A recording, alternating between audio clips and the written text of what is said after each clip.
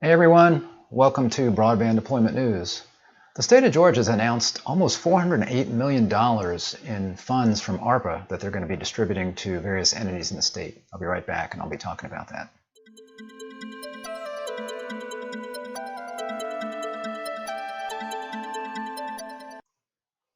Thanks for joining me. Rick Uzzi here with Broadband Deployment News. So I live in Georgia. This is my home state, and I saw an announcement about the state of Georgia and a lot of money that they're going to be dispersing through ARPA.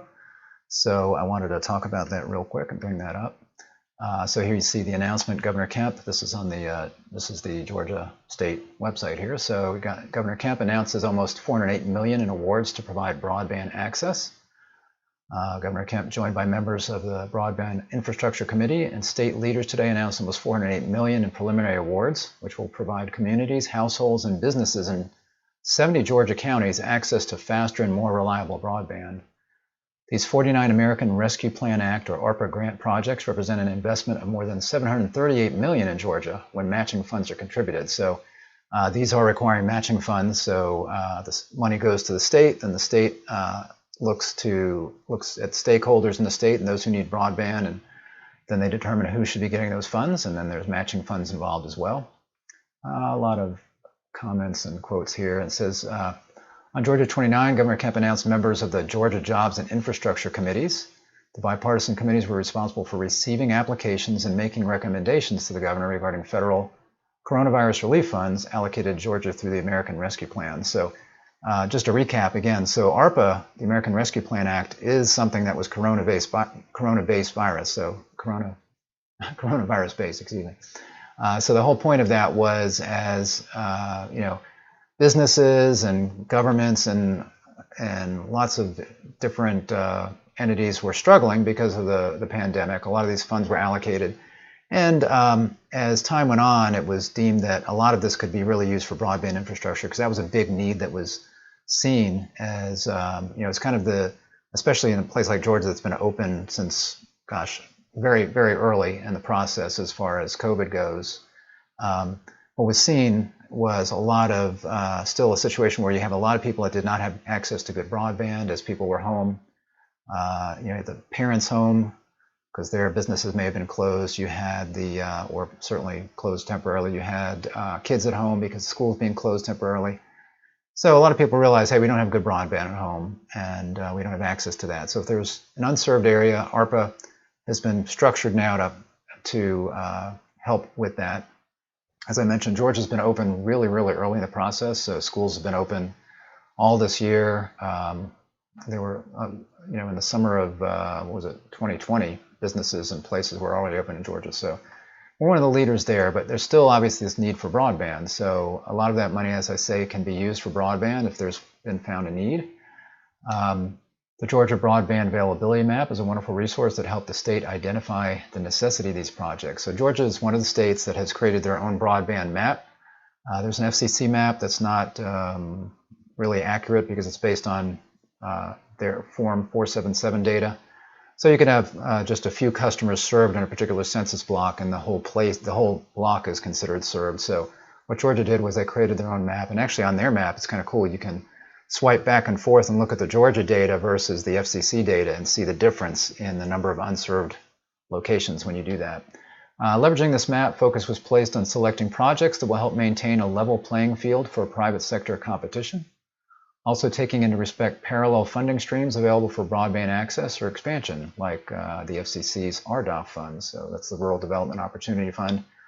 So, and that's really interesting. So one of the things, you've got all these federal programs, and they're really not supposed to overlap. So you've got RDOF money that's out there. You've got ARPA money. And now, of course, we've got the Bipartisan Infrastructure Bill, also known as the Infrastructure Investment and Jobs Act, and BEAD, Broadband Equity Access and Deployment. But people are calling it now the Broadband Bipartisan Infrastructure Bill. And that bill is meant to provide another $65 billion or so in broadband for broadband deployment, affordability, those kinds of things. So that money is also supposed to go to these unserved and underserved areas. And if federal money has already been allocated to an area through something like RDOF or ARPA, it's probably not going to be eligible for the broadband infrastructure bill that still is waiting to be, everything's kind of being put together on that right now. So we got a couple of things here. Number one, we're seeing that a lot of broadband deployments happening right now through some of these federal funds that are already available. So a lot of these areas that are considered underserved and unserved currently, that were kind of going to be targeted with the bipartisan infrastructure bill, won't be there anymore. So a lot of this construction is going to be done by the time this money is available. But then also, you'll see there are funds that are being allocated for areas that are going to be already getting constructed because of these funds. So even if it's not built yet, I don't think that the money's not going to be able to go there, because even if it's not yet taken off of the map, the funds will be already allocated to those areas to be able to make them served. So it'll be interesting to see what these maps look like when all is said and done, and especially areas maybe that are going to be under construction or planned construction, because they've got several years, I think till 2026 we'll see here, that in another article I believe it was, that they can get these areas served up until that point under these funds. So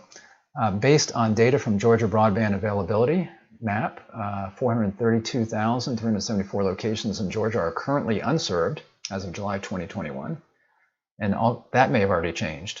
July 2021 to now, that may have changed based on deployments that have already taken place. And that could even be something like 5G, where you've got, you didn't have service before, but now maybe you've got 5G service using mid-band spectrum that is going to give somebody better than 100 megabits per second download. So we don't know what the real count is going to be. The projects targeted with these awards could serve 183,615 locations, representing both homes and businesses with faster and more reliable broadband. 132 of these locations are currently unserved based on state data. In addition to this historic investment in broadband expansion in Georgia, the FCC's RDOF program has awarded $326 million in funding that will also bring service to almost 180,000 unserved locations over the next several years. So again, you've got ARPA funds, you've got RDOF funds all going into Georgia right now, and then we've got the Biden infrastructure bill that will be, funds will start coming from that in, let's say, early 2023. And here they've got different people that the governors wanted to thank that were on the commission. So you can see it's a various group of people from different departments in Georgia: Department of Transportation, the University System of Georgia, so some colleges there, Cyber Center, Georgia Emergency Communication Authority, some government officials, Secretary of the House, State Properties Committee, Secretary of House Higher Education, etc., some senators, representative there. And then down here we've got the grantees that were given this. So you've got, here's an EMC, Altamaha EMC. You've got some counties in here, several counties, and we'll see that several of those counties are working in partnership with a service provider here in the state. In just a moment, I'll show you that. Some development authorities. Elberton, that's the city of Elberton. That's actually a customer of ours. That's they provide obviously city utilities like water, electric. I believe they do electric, and then also there wasn't good broadband in the area, so years ago they got in the broadband business and built their own cable plant, and we helped them with the broadband, basically managed services and diagnostics and whatnot, email kinds of things to get their customers up and running on broadband. Got some others in here, some GTA. LJ is a customer of ours, Hargrave. So we've got several of our customers in here because we're based in Georgia. We're all over the world, but see a couple of our customers in here. So you see some of these folks. And again, here you got Spectrum. So they got some money. Then you've got, again, these counties in here. And then again, another EMC, Washington EMC right there. So as I mentioned, there's a partnership going on here. You see here, this is a story in Telecompetitor. ARPA program will help Windstream fund $300 million in broadband projects across Georgia. So this is the same announcement from Windstream's perspective. So they've won funding for 18 projects to deploy high-speed broadband in 18 Georgia counties, funded in part through money allotted through ARPA. Windstream will contribute $133 million toward the projects. An additional $171 million will come from the ARPA funding received by the counties. So the counties are getting the money. Windstream is going to be contributing to this, building out some of the fiber infrastructure, and they're going to be getting this money, some of this money through ARPA as well through the counties to help fund that. Windstream plans to deploy fiber broadband in the project areas. It doesn't mention it, but there is a 100 megabit per second symmetrical requirement with ARPA, so obviously they're going to be doing that. And if you're deploying fiber, that's no issue at all to be able to do that. The projects will make broadband available to more than 83,000 homes and businesses, according to a press release about the Georgia ARPA broadband projects. Windstream is required to complete the projects by 2026. So again, they're getting this money, and they've got to get everything complete by 2026. So once again, if any of these areas are where they are in the map in these counties, I don't expect to be eligible for the bipartisan infrastructure money coming from BEAD, because this will already be allocated there. There's already a project that's going to be taking place using federal funds. So I believe that's the case. So a lot of these areas are going to be taken off the map as far as unserved, because these will be getting, in the future, at least 100 by 100 symmetrical broadband, and it'll be a project that'll either be underway or that will be planned to be completed by 2026. Previous partnerships also with Windstream involved Colquitt EMC and Sumter EMC. So Windstream is doing the smart thing. So they are the telephone provider in a lot of these areas, and then you've got some EMCs in some of these areas that cover large swaths of area. Then you've got these counties, so they've gone and partnered with the counties. The counties can get these ARPA funds, so they can help. That can help them fund these deployments in these really rural areas, because Georgia's like a lot of states, especially in the South or in the West, where you've got big cities. Georgia, you got a huge city like Atlanta, and you've got smaller cities. You've got cities like Macon and some other cities where they're urban. But then you've got small towns, and even in the small towns, you've got independent broadband operators that are providing good broadband service. But if you get just outside those small towns, you've got these vast areas of farms and just woods where you've got just a few customers here and there. And who's going to cover that, right? So you've got Windstream, that's the phone provider, and then you've got the county or the EMC that's in that area that they're partnering up with. So that's a smart move by them.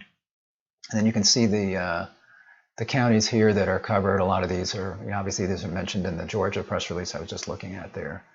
So Windstream playing big there, and Windstream, mentioned RDOF. Windstream was a big winner in RDOF as well. In fact, back in January, it was announced that they were on the awarded list, not ready, or authorized list, not ready to be authorized. They made it past that, and now they're on the authorized list as of January for all these other locations, not just in Georgia, but you see here you got Alabama.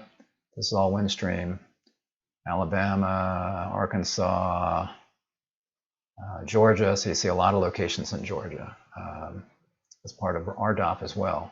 And again, this would not be overlapping, or should not be overlapping, with what they're getting from the ARPA funds here with the RDOF money that they're getting. Lots of locations in Georgia. Are you getting nauseous yet?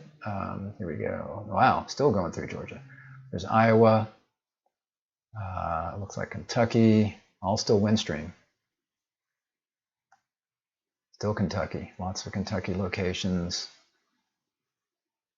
See some Minnesota. They're going to be less prevalent up there. Mississippi. I think they're more prevalent in the South.